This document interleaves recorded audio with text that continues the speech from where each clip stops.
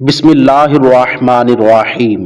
حضرت عطا بن ابی رباح رحمۃ اللہ علیہ کا بیان ہے کہ حضرت عبداللہ بن عمر رضی اللہ تعالیٰ عنہ نے دوپہر کے وقت دیکھا کہ ایک بہت ہی خوبصورت سانپ نے 7 چکر میں بیت اللہ شریف کا طواف کیا۔ آپ رضی اللہ تعالیٰ عنہ نے اس سانپ سے فرمایا، اب آپ جب کہ طواف سے فارغ ہو چکے ہیں، یہاں پر آپ کا ٹھہرنا مناسب نہیں ہے، کیونکہ مجھے یہ خطرہ ہے کہ میرے شہر کے نادان لوگ آپ کو کچھ ایذا نہ پہنچا دیں۔ سانپ نے بغور آپ کے کلام کو سنا، پھر اپنی دم کے بل کھڑا ہو گیا اور فوراً ہی اڑ کر آسمان کی طرف چلا گیا۔ اس طرح لوگوں کو معلوم ہو گیا کہ یہ کوئی فرشتہ تھا جو سانپ کی شکل میں طواف کعبہ کے لیے آیا تھا۔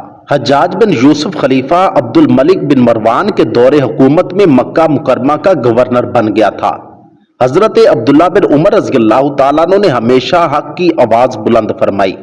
اسی وجہ سے حجاج بن یوسف آپ رضی اللہ تعالیٰ عنہ کا مخالف تھا، لیکن بظاہر وہ آپ کو کچھ نہیں کر سکتا تھا، مگر در پردہ وہ اس کوشش میں تھا کہ کس طرح حضرت عبداللہ بن عمر رضی اللہ تعالیٰ عنہما کو ٹھکانے لگا دیا جائے۔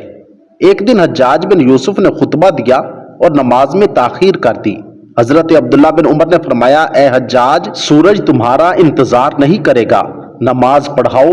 حجاج کو یہ بات سن کر بڑا غصہ آیا اور کہنے لگا، میرا دل چاہتا ہے کہ میں یہ گردن اڑا دوں جس میں تیری آنکھیں ہیں۔ حضرت عبداللہ بن عمر رضی اللہ تعالی عنہما نے آہستگی سے فرمایا، تو ہرگز ایسا نہیں کر سکتا، کیونکہ تو ایک بے وقوف حاکم ہے۔ حضرت عبداللہ بن عمر رضی اللہ تعالیٰ عنہ مقام عرفہ اور دیگر مواقف میں ان مقامات کو تلاش کرتے رہتے تھے جہاں حضور نبی کریم صلی اللہ علیہ وآلہ وسلم وقوف فرمایا کرتے تھے۔ حجاج کو آپ رضی اللہ تعالیٰ عنہ کی یہ باتیں بہت ہی ناگوار گزرتی تھیں، لیکن وہ احکام حج میں آپ رضی اللہ تعالیٰ عنہ کی مخالفت نہیں کر سکتا تھا اور نہ ہی اعلانیہ طور پر آپ رضی اللہ تعالیٰ عنہ کو قتل کر سکتا تھا، بس اپنے دل میں پیچ و تاب کھاتا رہتا تھا۔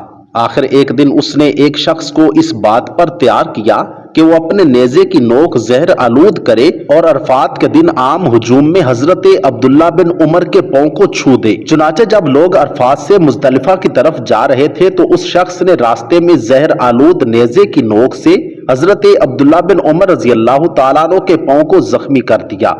اسی زخم سے آپ رضی اللہ تعالیٰ عنہ کی موت ہو گئی۔ یہ واقعہ 6 ہجری میں پیش آیا۔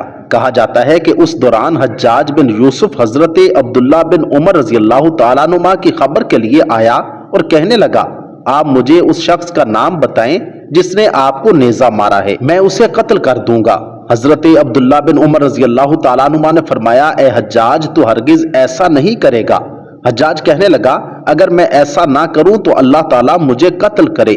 حضرت عبداللہ بن عمر رضی اللہ تعالیٰ عنہ نے فرمایا، اے حجاج، تو نے حرم پاک میں ہتھیار داخل کرنے کا حکم دیا اور تو نے ہی مجھے مارا ہے۔ یہ سن کر حجاج بن یوسف شرمندہ ہو گیا اور کہنے لگا، اے عبداللہ بن عمر، ایسا نہ کہیں۔ یہ کہہ کر خاموشی سے چلا گیا اور پھر اس کے چند دن بعد حضرت عبداللہ بن عمر رضی اللہ تعالی عنہما کا انتقال ہو گیا اور پھر حجاج بن یوسف نے ہی آپ رضی اللہ تعالیٰ عنہ کی نماز جنازہ پڑھائی۔ اللہ رب العزت ہماری ایسے منافق دشمنوں کی دشمنی اور بغض صحابہ سے حفاظت فرمائے، آمین ثم آمین۔